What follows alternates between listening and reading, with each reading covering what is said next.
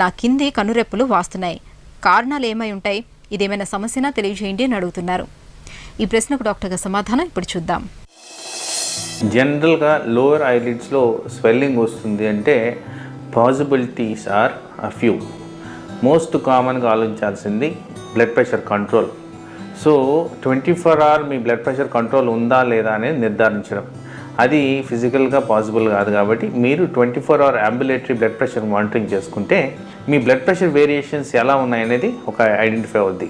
Number 2, ఎప్పుడు కూడా ఐకి సంబంధించి స్వెల్లింగ్ వస్తుందంటే కిడ్నీ ఫంక్షన్ని అనాలిసిస్ చేసుకోవాల్సిన అవసరం ఉంది.